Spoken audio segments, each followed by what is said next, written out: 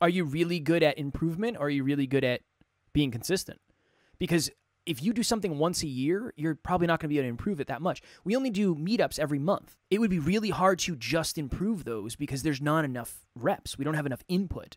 But we do group coaching every other week, and we do an episode every day, so it makes it a little bit easier. Efficiency versus effectiveness. The first dude is very efficient. He gets in, he does the work, and he gets out. The second dude is extremely effective. He doesn't work out every day, but when he works out, and he does the right things behind the scenes to make sure that hour and 15 minutes is world class. Next Level Nation, welcome back to another episode of Next Level University, where we help you level up your life, your love, your health, and your wealth. We hope you enjoyed yesterday's episode number 1728. What's your relationship with productivity? Alan just took the pop filter. Well, it's not a pop filter. I guess it's a foam cover off of his mic, as he does sometimes when he's testing his mic, and it always makes me laugh. Today, for episode number 1729, being consistent isn't enough. Alan and I were having a conversation before this episode, and I said, why do you think it is? Like, I can think of 20 people off the top of my head that are super consistent. They never miss.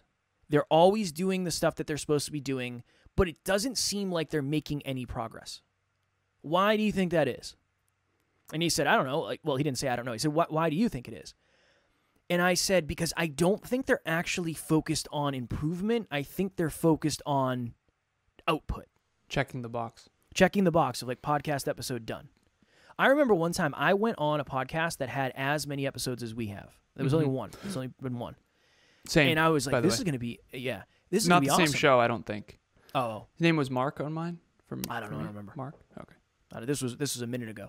And what I'm going to say isn't necessarily the most kind thing, so I wouldn't say their name anyway, most likely. But I remember I was blown away at how disheveled everything was. I know. And I was super excited because I was like, you're 1,600 episodes in. Like, you guys must be learning so much all the time. And it was like, no, I think they're probably just checking the box. Okay, whatever. That's their prerogative. That's up to them. That's not the way I want to do it. But them being consistent just isn't enough. Consistency plus improvement is the key. And that's what I said to Alan. I said, I don't think they're as focused on improvement. Maybe they don't know what they need to improve. Maybe they don't have the strategy yet. Maybe they already think everything is good enough and nothing is good enough. There's always room for improvement, room for growth. But I really want to touch on that because I have a really good example of this. There was a time where I did 100% of my PPT, my peak performance tracking, for like 4 months straight. I didn't miss a day. I got 100% Monday. You were like, Tuesday, I don't think I'm ever going to miss again. Yeah. I get Very rarely has Kevin been cocky. I get a little arrogant. It comes out. Yeah. I get a little arrogant. Here's the truth. Alan said to me at one point, he's like, Kev, and I think Alan knew, like, I needed this for my self-worth and I needed this to identify as somebody who is consistent. So it was really good for me. But he said, Kev, I would much rather you get 75% and grow than get 100% and just check the box. And that was a really good example of this. I probably could have got 100% with that system for a longer period of time, but I started getting 75s when I focused more on improvement. This goes to the Lori Harder quote of consistent 70% days are better than spotty 100s. Those spotty 100 days are maybe the ones that you're being super consistent, but you're not growing. The 70% days are the ones where you're being consistent, but you're also growing. There's a big difference between doing 7 workouts a week and then doing 5 workouts a week that are really, really good. Yep. So where you're focused on growing and you're focused on, and again, it doesn't have to be a workout. It could be a coaching call. It could be a training session. It could be a run. It could be a whatever. But yeah, that's I think it's an easy thing to forget because you pat yourself on the back and say, I'm so glad I did this. I know I was doing that. It's like, another 100%. Hell yeah, I'm the man. And then it got to the point where it was like, well, I don't know if I've actually grown as much as I need to grow in the last 4 months as I would have if I was doing 75% with a harder system. So there's two individuals at the gym that I'll keep anonymous that I'm a behavioral analyst. Kevin's wife, Taryn, is a behavioral analyst, actually, with a master's degree in that. Yeah. She's just legit. am a self-identified behavioral analyst. Nothing wrong with that. I try to study human beings so I understand human beings so I can help human beings. It's a really cool little equation. But anyway, so I'm always studying people in the gym. I try really hard to observe and see who's who and what's what. I think we all do to some extent. And there's two individuals that I think are a really good example of this. And I actually respect and admire both of these people a ton. One of them is extremely consistent.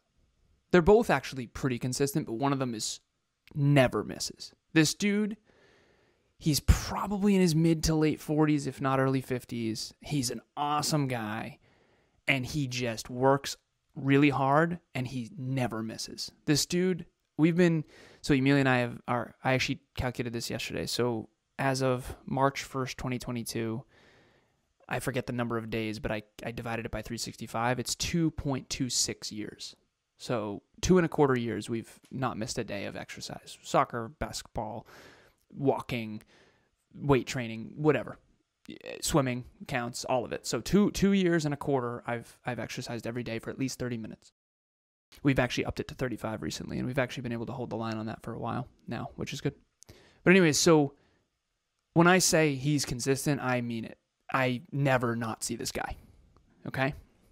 Here's the thing. He's not in that great a shape. And it's this interesting thing. Now again, for his age, he is, and the work matters, and him being consistent matters.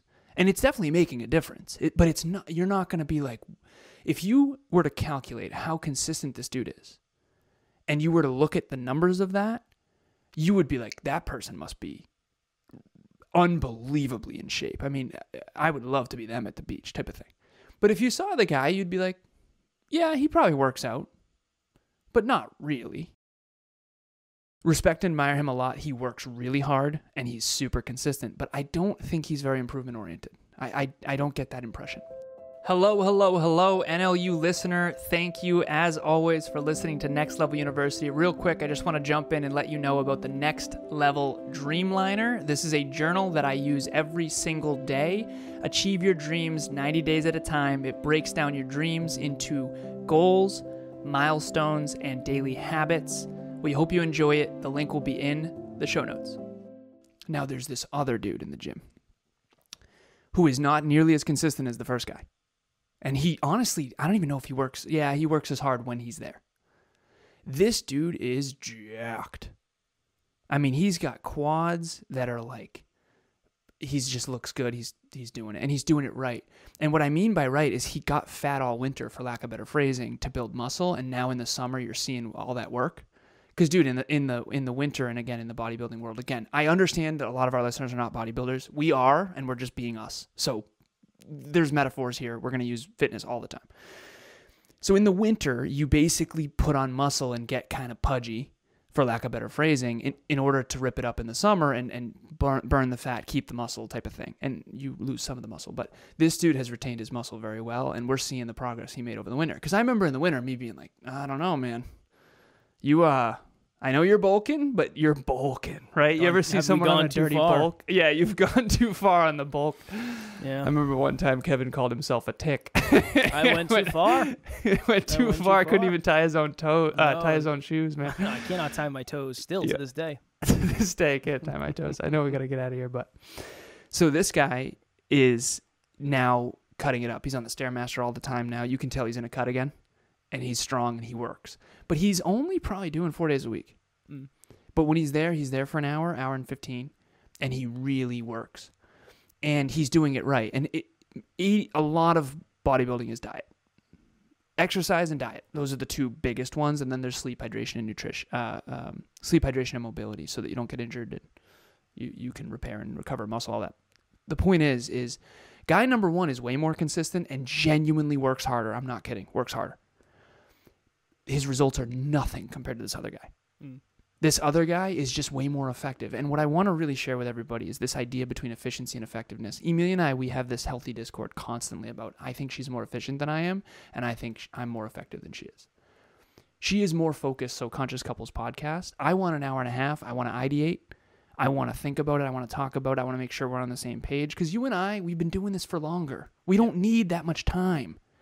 Dude, this stuff with Conscious Couples podcast, I don't know it as well. Yeah. And her and I don't have as many reps as you and I do. So we need more time.